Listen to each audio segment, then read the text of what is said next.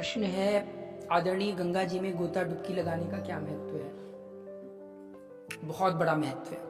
इतना बड़ा महत्व है कि इसमें अगर आपने डुबकी लगा ली गंगा जी में सही सही से, तो आप समझिए त्वरित आपकी जो है भगवत प्राप्ति हो जाएगी। आपको समस्त चीजें मिल जाएंगी। आपको फिर कुछ पाने की अभिलाषा नहीं रह जाती।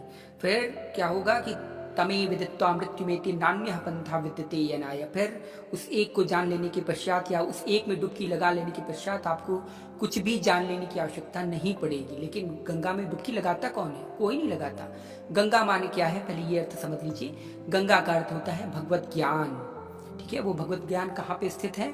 भगवान विष्णु के चरणों से निकली है, साथ ही साथ ब्रह्मा जी के कमंडल में स्थित होकर के, भगवान शिव की जटाओं में विराजमान होकर के, जटा मतलब भगवान के शीश पर रहती हैं। ठीक है, गंगा जी हमेशा भगवान के शीश पर रहती हैं। ठीक है, उस भगवत ज्ञान जो भगवान शिव से निकला हुआ है, स्रोत है, उसमें अगर आप डुबकी लगाएंगे भगवत गंगा में, तो तब जाकर के आपकी मुक्ति होगी, तब जाके आपको मोक्ष मिलेगा। यही डुबकी लगाने का अर्थ है। बाकी का इन जो फिजिकल ड्रिलिंग कर रहे हैं लोग और जा करके गंगा जी में डुबकी लगा ले, इससे कुछ नहीं होगा। आप लाखों लोग चले जाइए। अभी ये कहा है ना, अब मैं उन बाबा जी का नाम नहीं लेना चाहता, उन्होंने कहा कि जो महाकुंभ में लोग मरे हैं उन सबको मोक्ष मिला है। ऐसा ऐसा मूर्खता भरा प्रचलन या मूर्खता भरा सिद्धांत या मूर्खता भरा जो है आप स्टेटमेंट देते हैं अपने ही हिंदू धर्म को निकृष्ट बनाने के लिए या उनका पतन करवाने के लिए, तो इससे बड़ा क्या कहा जा सकता है ऐसे लोगों को।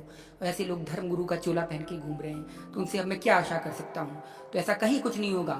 सच में अगर आप गंगा जी के भगवत ज्ञान में डुबकी लगा करके डूब रहे हैं, तो definitely you will get a मोक्ष। लेकिन वैसे आप ये समझ लीजिए कि आप जो है उसमें पानी में जा करके गंगा जी के उसमें जा करके और सोचे कि वी विल गेट लिबरेटेड, तो बिल्कुल नहीं, वो असंभव है। ठीक है, तो ये गंगा जी में डुबकी लगाने का यही अर्थ है कि आप जो महाकुंभ में, जो कुंभ के पास, गंगा जी के पास जितने संत महापुरुष हैं, उनसे ज्ञान प्राप्त करके उनकी ज्ञान गंगा में डुबकी लगा करके जब आप स्नान करते हैं गंगा जी में, तो धारणा बना करके तो आप स्नातक कहलाते हैं। वहीं से स्नातक होकर के तब आप जो है बाहर निकलते हैं। लेकिन लोगों ने इसको ऐसा बना दिया कि उनका मेन उद्देश्य, मूल उद्देश्य गायब हो गया। प्रतीकों को ढो रहे हैं। बस गंगा जी में डुबकी इतनी बार लगा लो तो गंगा जी वो कर लेंगे। अरे गंगा जी तो हर जगह है भाई।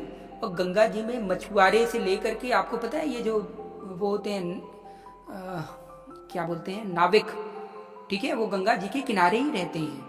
भील जिन्हें बोलते हैं, भील समुदाय गंगा जी के किनारे रहते हैं। गंगा जी के किनारे जन्मते हैं, मर जाते हैं और आजीवन गंगा जी का पानी पीते हैं।